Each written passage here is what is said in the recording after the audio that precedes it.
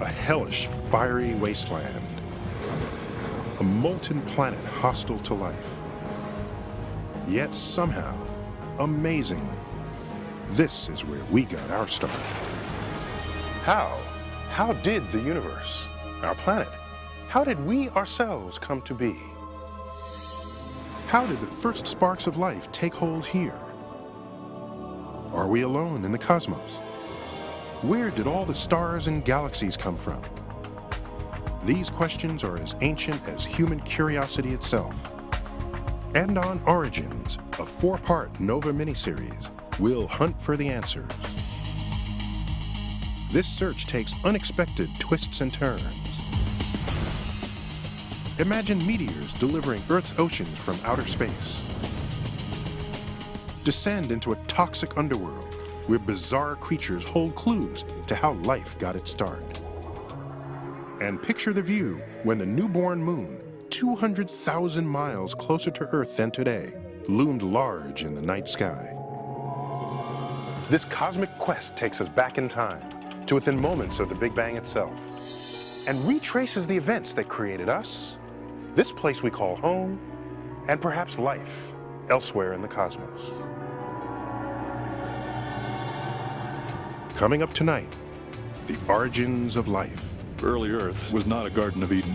There were no clear blue oceans. There were no plants. There was no life at all. So where could the building blocks of life have come from? We think that all the carbon in your body arrived on the Earth in meteoroids like this.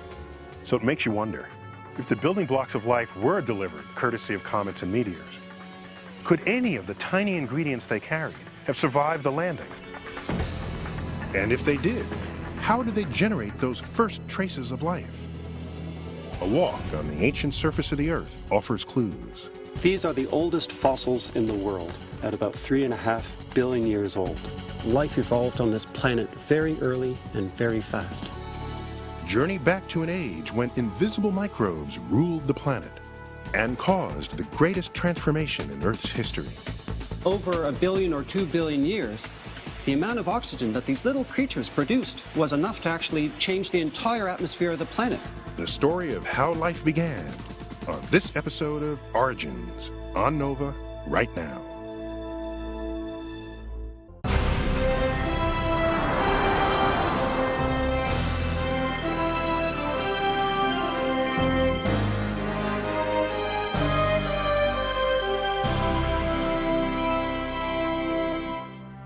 Original funding for this program was provided by the Park Foundation, dedicated to education and quality television, and by Sprint and Microsoft. Major funding for Origins is provided by the National Science Foundation, America's investment in the future. Additional funding is provided by NASA Office of Space Science, the Alfred P. Sloan Foundation, to enhance public understanding of science and technology, and the George D. Smith Fund. Major funding for NOVA is also provided by the Corporation for Public Broadcasting and by PBS viewers like you. Thank you.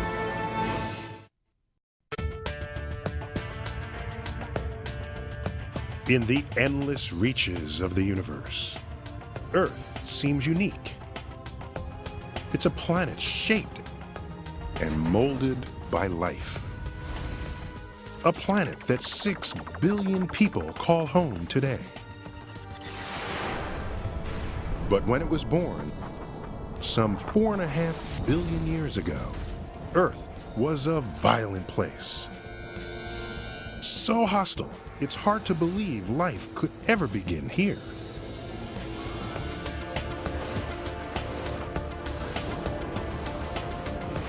Covered in lava and smothered in noxious gases, Earth was a planet under siege. If you were a human going back into time and trying to stand on the early Earth, it would be just like visiting a planet that was not your own.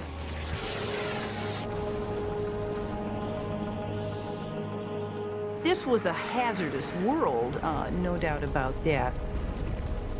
If you were located in the wrong place at the wrong moment, you were simply vaporized. It was a planet plagued by catastrophe. If you condense all of Earth's history to just 24 hours, then only minutes after it formed, the entire globe melted and reformed. Then, to make matters worse, another planet about the size of Mars slammed into Earth. A cataclysm that created our moon.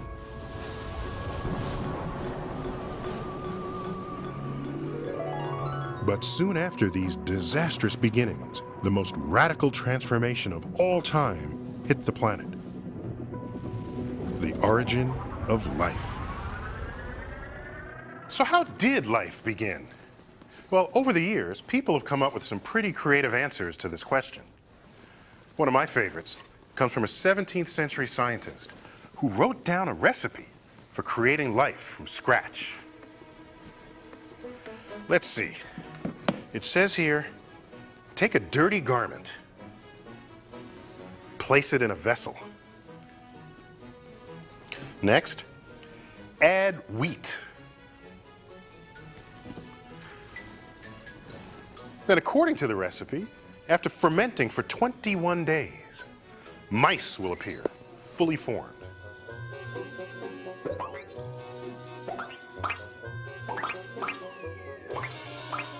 Of course, we all know that life doesn't form this way. But at some point in Earth's early years, life did emerge out of non-living ingredients. And for clues to the real recipe of life, we have to go back some 4 billion years to a time when Earth was nothing like the planet we know today. When we think of early Earth, we must recognize it was not a Garden of Eden. There were no clear blue oceans. There was no clear water. There were no plants. There was no life at all.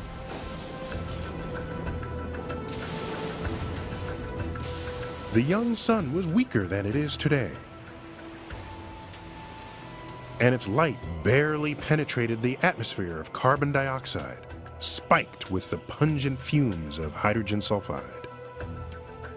Since the atmosphere was thicker and dominated by CO2, the Earth had a reddish tinge to it. It didn't have the familiar blue sky. The oceans would have had an olive green color rather than our familiar blue color. For about the first 600 million years, comets and asteroids pounded our planet.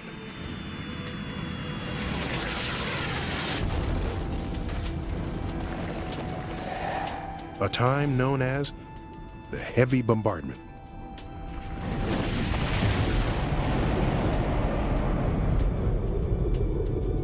These interplanetary missiles measured up to 300 miles across.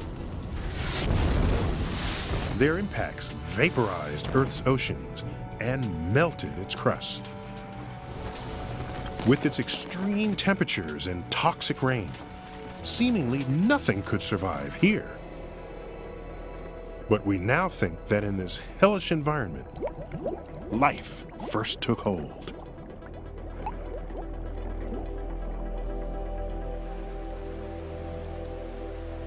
And today, hidden away in remote corners of our planet, conditions that in some ways resemble the extremes of early Earth can still be found.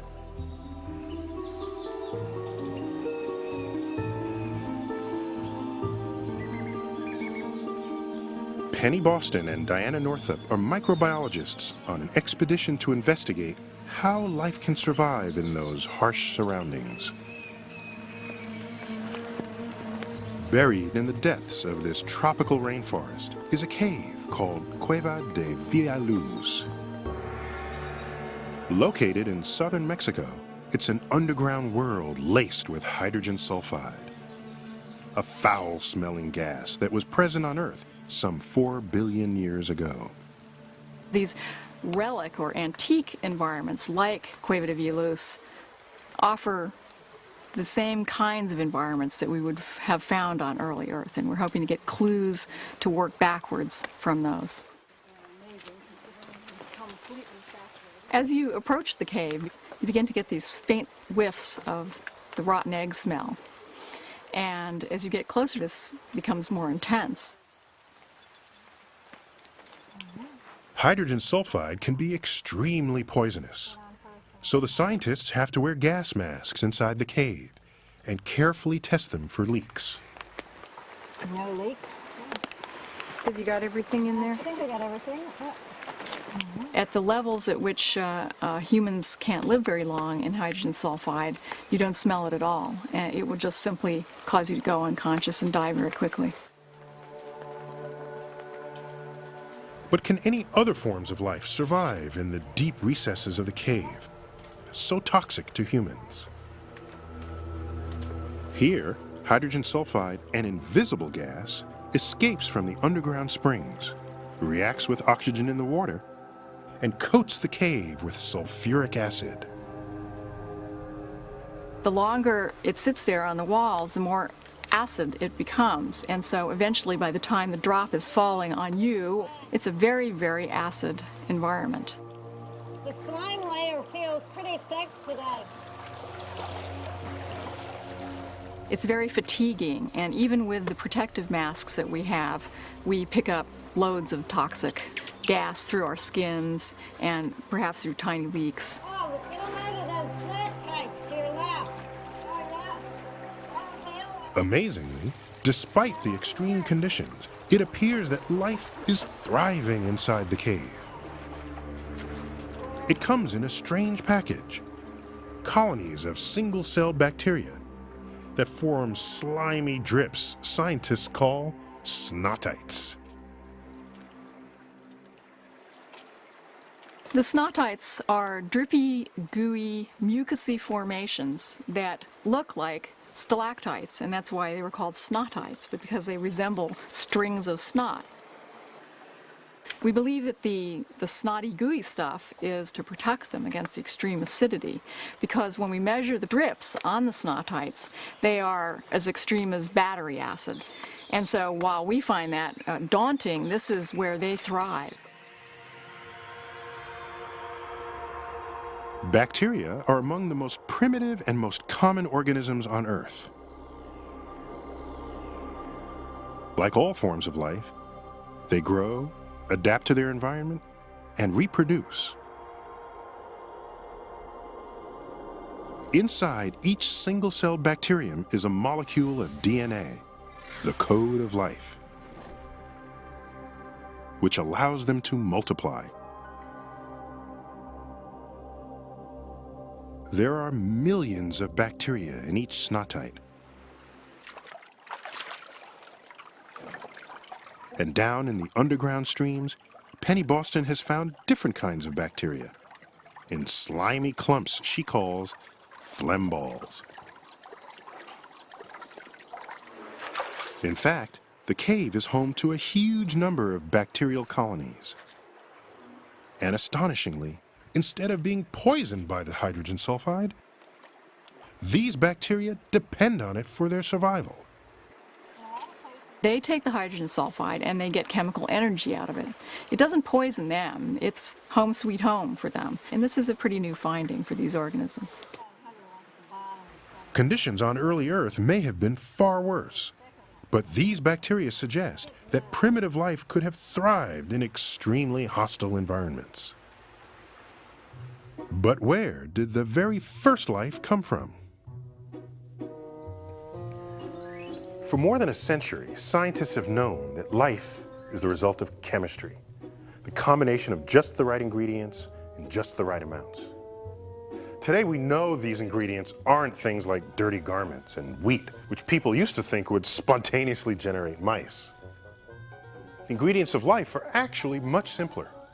All living things, from bacteria to mice to you and me, are made from a small set of chemical elements. Hydrogen, oxygen, carbon, nitrogen, 4 of the most common elements in the universe. Combined in just the right way, these are the fundamental ingredients of life. And carbon is the star of the show. Carbon's everywhere. It's all over the universe. What makes carbon special is the kind of bonds that it makes, both with itself and with other elements. We know of no other atom that has the flexibility that carbon has to form diverse types of compounds. And the idea that life could have started when carbon and other ingredients combined in the harsh conditions of early Earth was first put to the test in the 1950s by a young graduate student named Stanley Miller.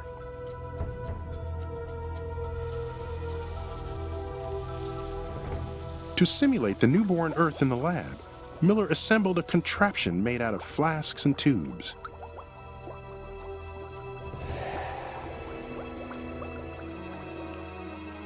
He filled one flask with gases thought at the time to represent Earth's primitive atmosphere.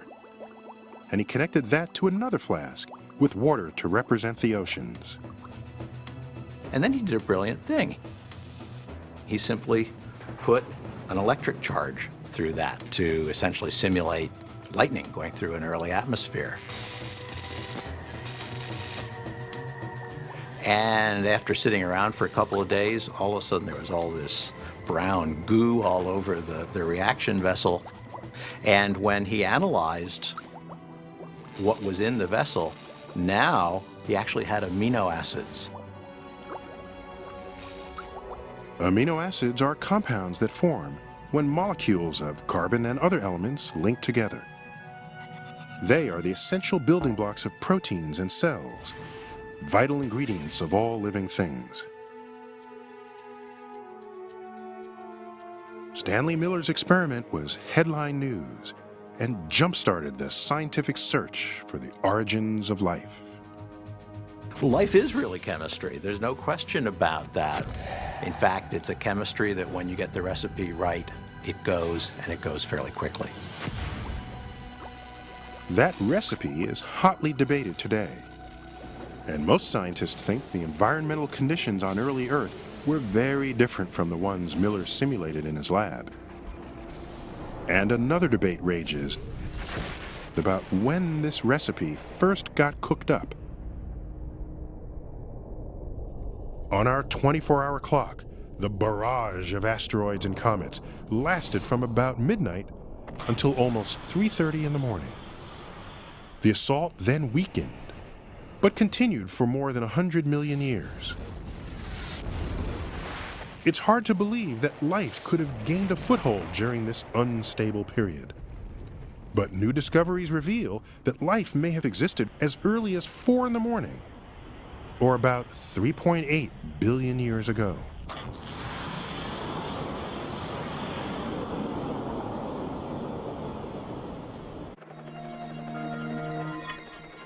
The evidence comes from some of the oldest rocks on the planet, found in the remote regions of West Greenland.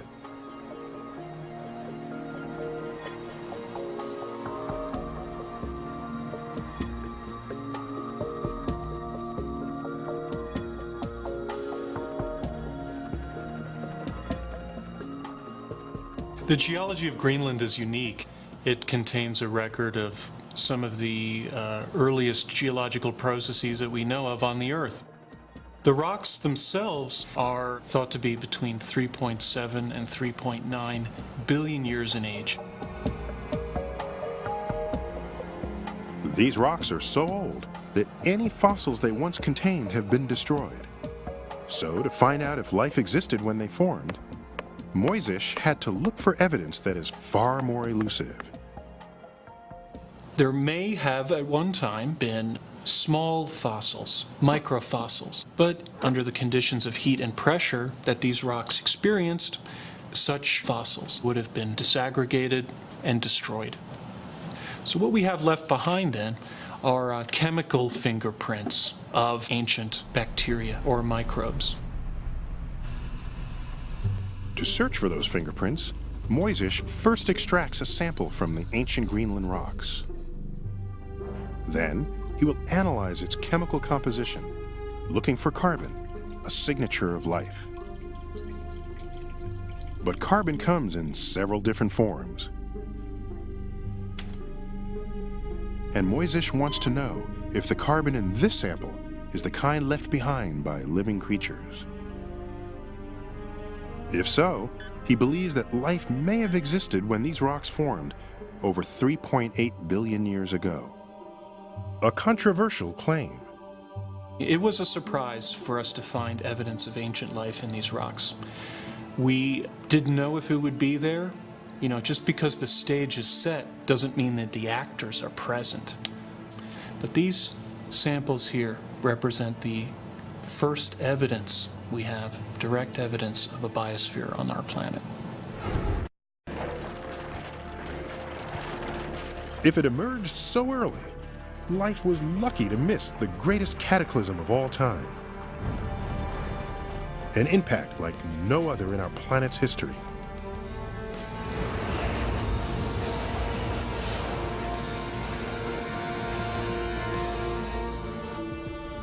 It happened when another rocky sphere about the size of Mars collided with Earth. The outer layers of our planet were vaporized, and the debris from this collision coalesced to form the Moon. That impact was so powerful that any building blocks of life that existed on Earth would have been destroyed. This gives rise to speculation that the ingredients of life didn't form on Earth at all, but arrived special delivery from outer space.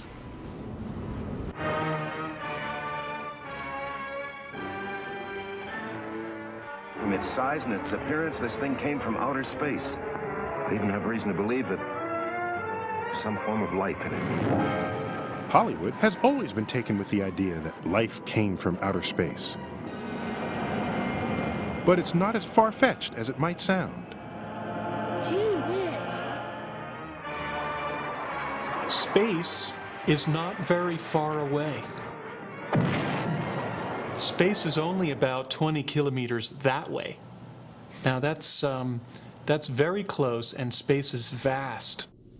And a scientist named Don Brownlee designed an experiment to find out if space might actually harbor the building blocks of life. There are 40,000 tons of bits of comets and asteroids that impact the Earth every year. This is mostly in form of particles that are less than a millimeter in size.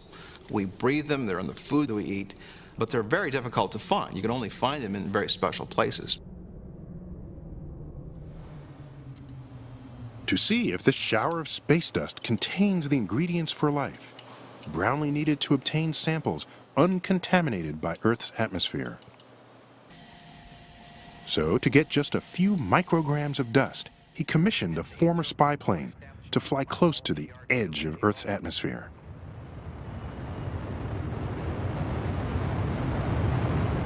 Sticky pads on the plane's wings collected the space dust.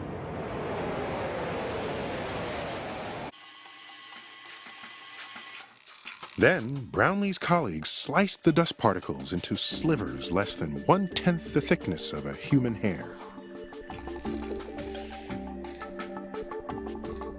And they discovered that these tiny particles are rich in the seeds of life. When you look at them in an electron microscope, it's this wonderful array of minerals and carbon and organic materials that are 4.55 billion years old, and we believe are the building blocks of life. And this extraterrestrial dust isn't the only possible source of life's ingredients. In a region of space called the asteroid belt are huge amounts of debris left over from the formation of the solar system. And sometimes, chunks of debris containing metal and rock fall to Earth, bearing surprising gifts. One such meteorite landed in the town of Murchison, Australia in 1969. It's a gold mine, this little chunk of meteorite which fell on Australia last year. For the past 6 months, they've been taking it apart and have discovered it contains amino acids, the building blocks of life. It was the first time that complex organic compounds had ever been found in material from space. And if meteorites like it were common, Perhaps they had delivered vast quantities of the original constituents of life to early Earth. Enough organics are present here that we think that meteorites like this provide to the early Earth its entire budget of organics. So all the organics in your body, all the carbon in your body, and in your lunch you had today, arrived on the Earth in meteorites like this. If they come in the atmosphere in large enough objects, they're like little capsules coming in the atmosphere. They break apart on the Earth's surface and deposit their cargo of organics.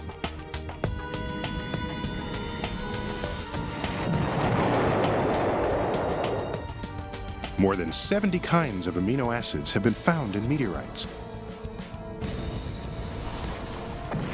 And many are the fundamental ingredients of proteins that make up living cells.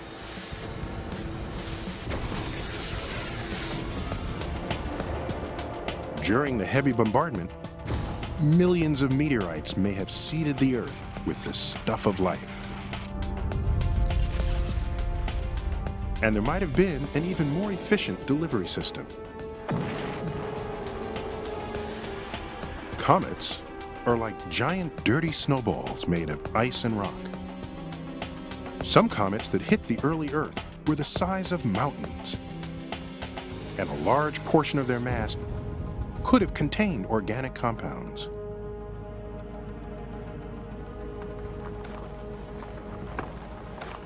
The destructive power of comets and meteors is astronomical.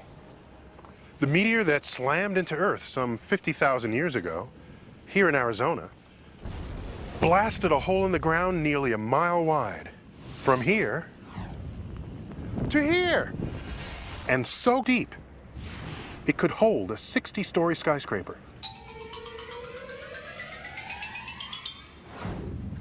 And as if that weren't enough, the force of the impact was so great that it instantly vaporized nearly the entire meteor. 300,000 tons of it. So it makes you wonder, if the building blocks of life were delivered courtesy of comets and meteors, could any of the tiny ingredients they carried have survived the landing? And just what happens to things like amino acids when they slam into Earth with such devastating power?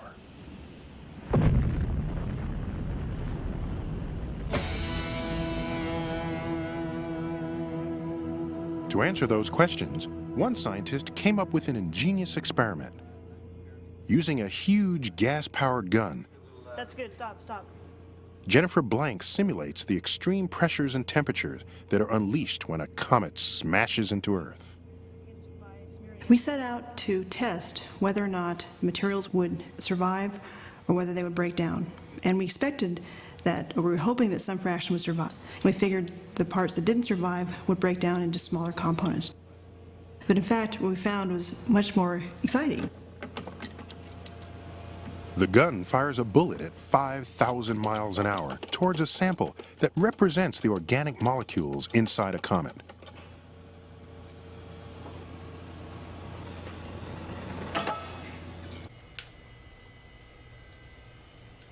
The sample consists of a solution of 5 different amino acids, 2 of them present in every living cell.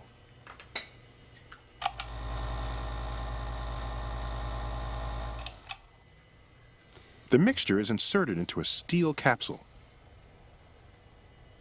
The gun will send a shockwave through the capsule, simulating the extreme pressures of a comet's impact. I think it's very hard to just imagine what kinds of pressures were generating these experiments. If you think about going to the bottom of the ocean, the pressures you'll have there are only 100 times atmosphere. So these are hundreds of thousands of times atmospheric pressures. Will Jennifer Blank's experiment show that the building blocks of life can survive a crash landing on Earth? Clear the room.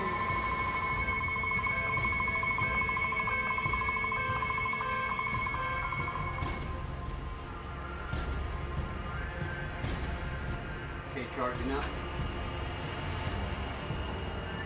Okay, bringing up the X-rays. Okay, I'm going to external group. Ready to fire? Go ahead. Okay, then 3, 2, 1, fire.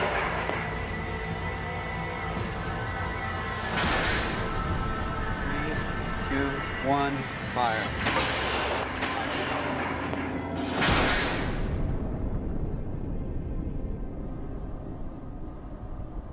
When they remove the capsule, it's undamaged, but have its contents survived the impact?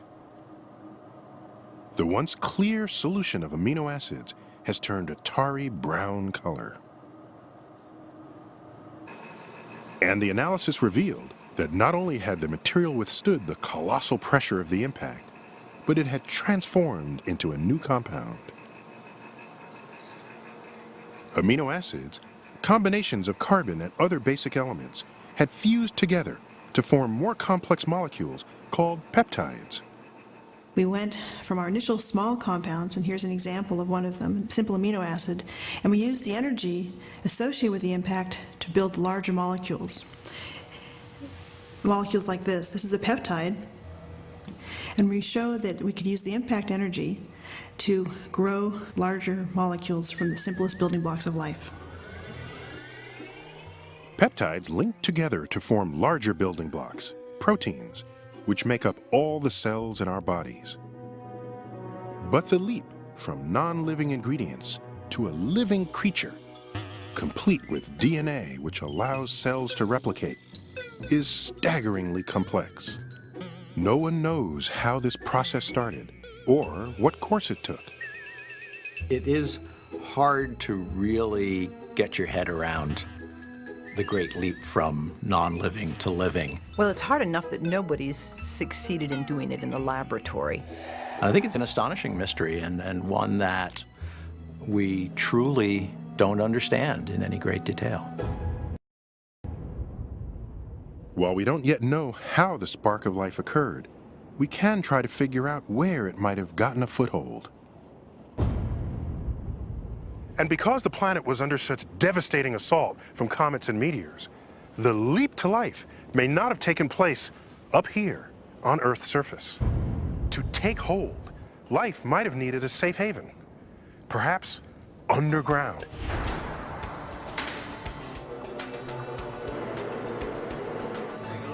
A team of scientists descends into one of the deepest mines on Earth to investigate whether microbial life can survive far below the Earth's surface. And the mining environment gives us this fantastic window into the deep subsurface. It's a unique scenario because there is nowhere else on planet Earth that allows you to have access to that sort of sample location at 2, 3, 3.5 kilometers deep.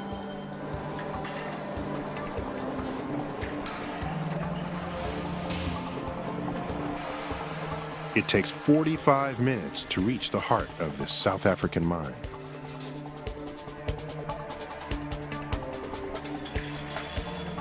Conditions here are extremely uncomfortable. For humans, that is. The temperature of the rock is 120 degrees Fahrenheit, and the air pressure is twice that at Earth's surface. Life down here survives entirely without sunlight. If they exist, microbes need to find a way to live in pitch darkness, drawing chemical energy from water and minerals trapped in the surrounding rocks. Microorganisms have been shown potentially to be able to use these molecules to provide themselves with energy and support themselves completely independent of photosynthesis.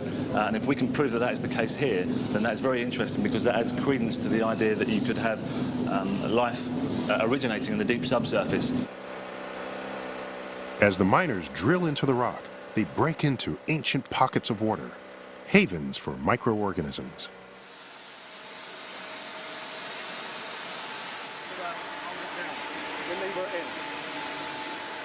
We're not sure how organisms can live in such extreme environments. The major thing is there's such low nutrient availability. There's nothing really for these guys to continually use and process to survive, and yet somehow they do. And the question is, how do they do it? 3, 2, 1, go. The first step is to collect pristine samples of the water and see if they can grow the microbes it contains. I get a very big sense of achievement if I can actually take something that's been isolated for 200 million years, put it in the laboratory and actually find out what it is this organism needs to survive. In a makeshift lab near the mine, the team attempts to recreate the environment deep inside the rock. And they have found that these microbes are dining on a variety of strange gases. It turns out that in the deep subsurface there's an abundance of methane gas and ethane and propane. Now for you and I that's not a very exciting diet, but what we think is that these organisms may be taking that kind of gas and actually using that as a food to survive. On such an exotic diet, the bacteria draw just enough energy to divide and reproduce only once every 1,000 years, suggesting a way that life could have survived deep beneath the surface of the early Earth.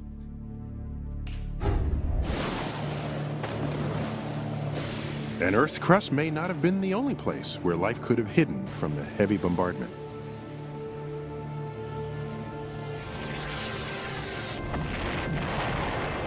Another safe haven may have been the ocean.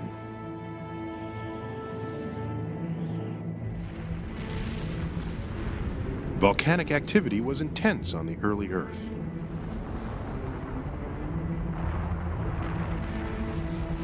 Chemicals from deep inside the planet spewed into the primitive seas.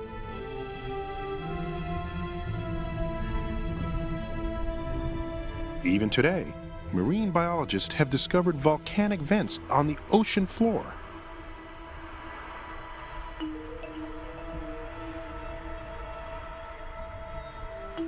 Despite scalding temperatures, acid eruptions, and total lack of sunlight, they found creatures of all types thriving down here.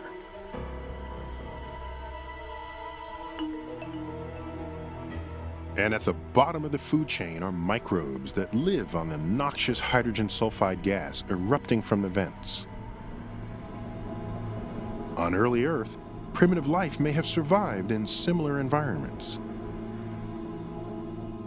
If all of the bombardment was occurring near the surface, survivors would be existing in just these kinds of hydrothermal vent communities, where there's abundant water and nutrients and heat and food in the form of chemical energy. It has been found that organisms collected there nowadays are genetically kin to some of the earliest organisms that we think existed on the Earth. By about 3.5 billion years ago, or 5 o'clock in the morning on our 24-hour clock, the bombardment of asteroids and comets had ceased. With far fewer violent impacts on Earth, microbial life could now survive outside its protective hiding places. After it reaches Earth's surface, life would take advantage of another source of energy, the sun. Up here, microbes evolved a green pigment known as chlorophyll. This allowed them to trap sunlight and use it to drive a chemical reaction that converts carbon dioxide and water into food. Called photosynthesis. It was a clever invention that enabled some bacteria to grow and reproduce almost without limit. Once it started, photosynthesis was a runaway success. And today, it's how all green plants make their living. As Earth cooled, this new generation of cells spread across the oceans.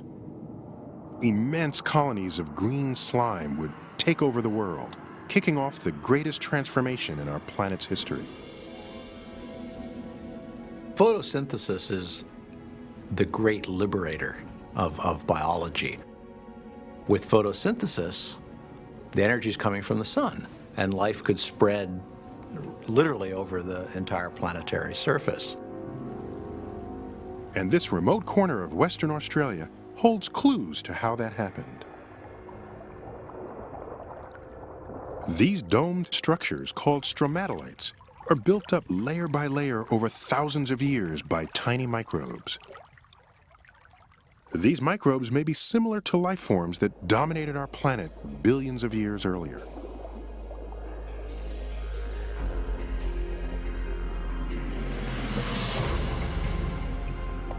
And in the arid hills nearby, there may be evidence of these ancient creatures. These rocks have remained unchanged for 3.5 billion years. Here, it's possible to walk on the surface of early Earth.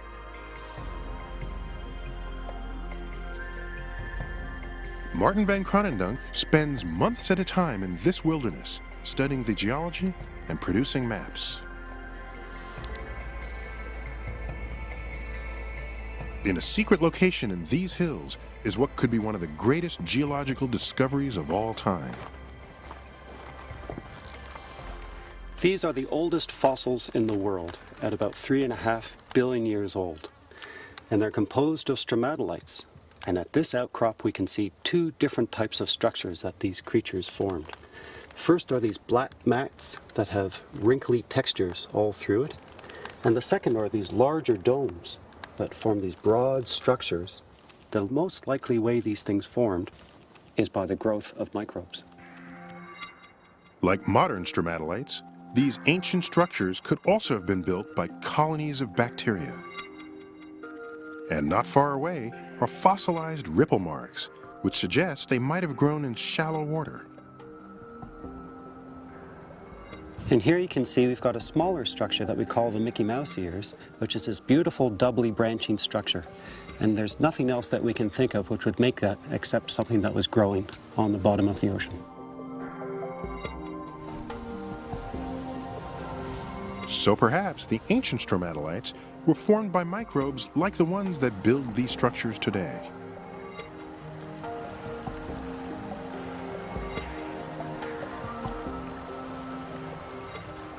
These big stromatolites are composed mostly of rock at the bottom, and the only living part of the stromatolite is a thin layer on top.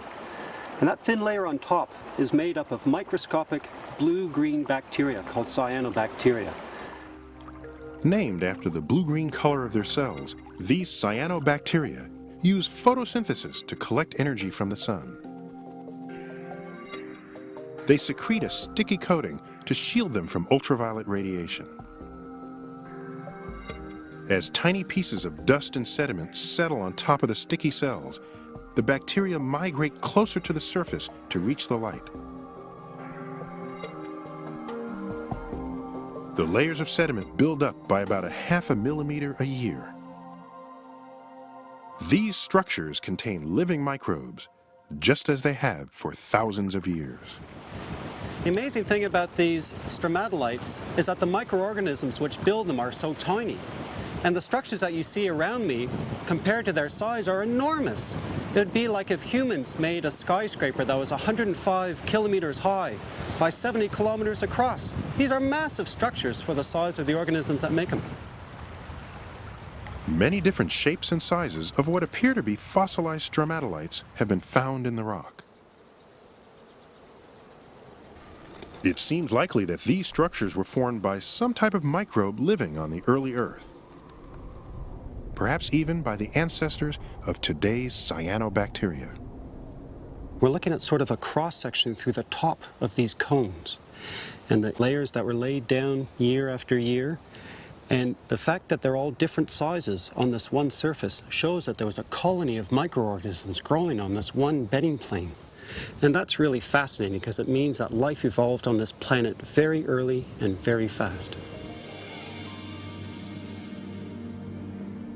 And it's the cyanobacteria that would bring about the most astounding change in Earth's history. A change that could have started as early as 3.5 billion years ago. Over time, stromatolites would spread out across the planet. As a byproduct of photosynthesis, the ancient bacteria produced a waste gas, oxygen. The oxygen was absorbed into the oceans at first. There it combined with iron erupting from undersea volcanoes to form iron oxide particles that fell to the ocean floor. Over the next several 100 million years, the planet literally rusted. There may have been other forces at work, but eventually, all the iron was turned into oxide, building up layer after layer, one of the most valuable mineral deposits on Earth, iron ore. Located in Western Australia, this is one of the world's largest iron mines. The iron here was originally deposited on the floor of a primordial ocean. Control Blast 2, we're at the firing position, Stomper's connected. We'll fire in 10 seconds with a 5-second countdown. Roger, Blast 2. Every week they excavate 500,000 tons of iron ore, used to make steel for everything from cars to skyscrapers. 4, 3, 2, 1, fire.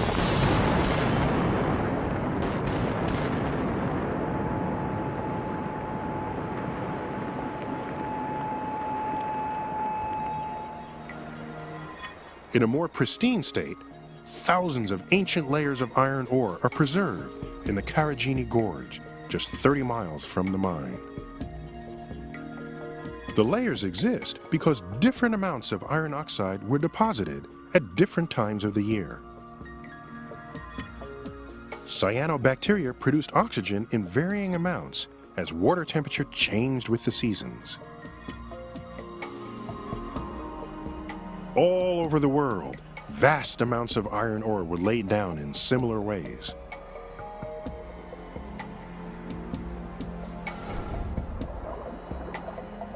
On our day-long clock, this process continued until 1 in the afternoon.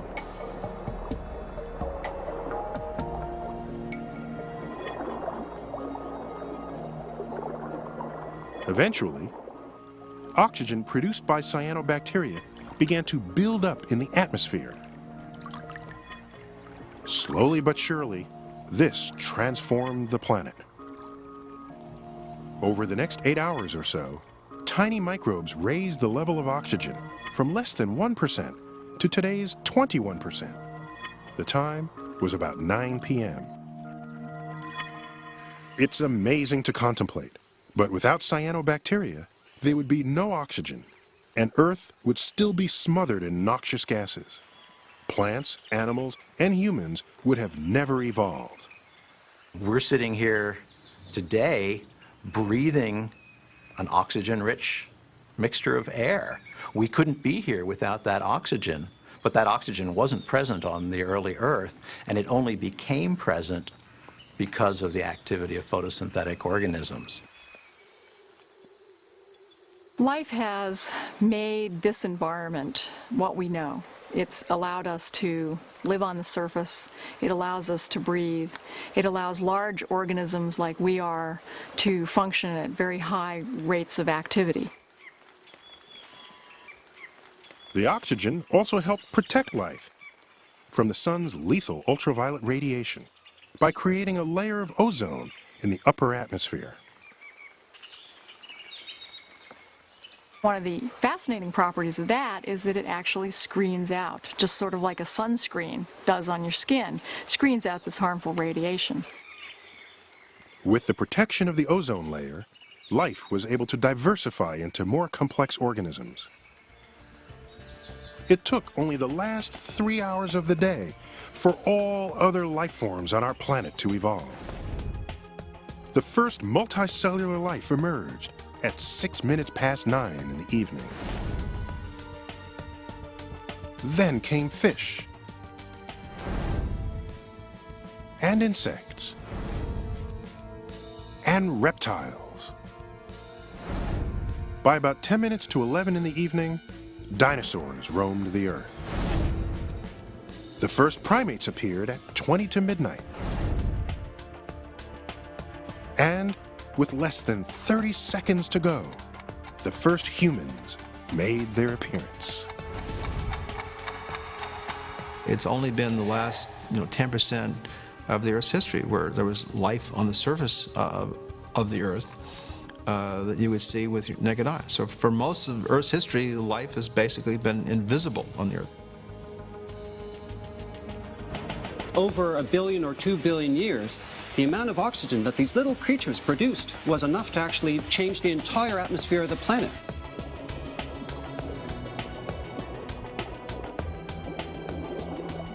Multicellular life that we're most familiar with, animals, plants, their environment was made possible by the slow, toilsome task of bacteria to oxygenate the atmosphere.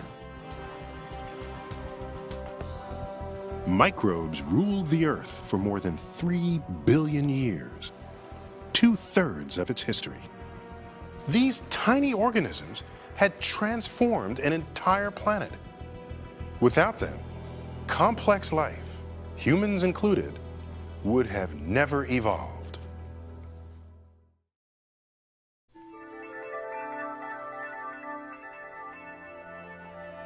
The Origin series continues online. On NOVA's website, explore the arguments for and against intelligent life in the Milky Way galaxy. Then cast your vote. Find it on pbs.org.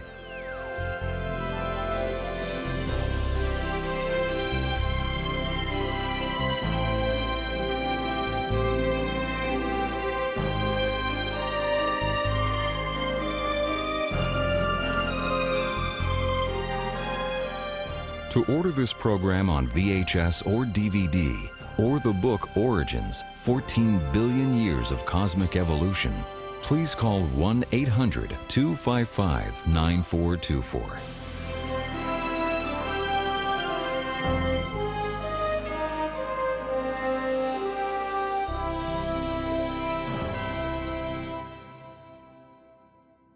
NOVA is a production of WGBH Boston. Original funding for this program was provided by the Park Foundation, dedicated to education and quality television. And by Sprint and Microsoft. Major funding for Origins is provided by the National Science Foundation, America's investment in the future. Additional funding is provided by NASA Office of Space Science, the Alfred P. Sloan Foundation, to enhance public understanding of science and technology, and the George D. Smith Fund. Major funding for NOVA is also provided by the Corporation for Public Broadcasting and by PBS viewers like you. Thank you. I am PBS.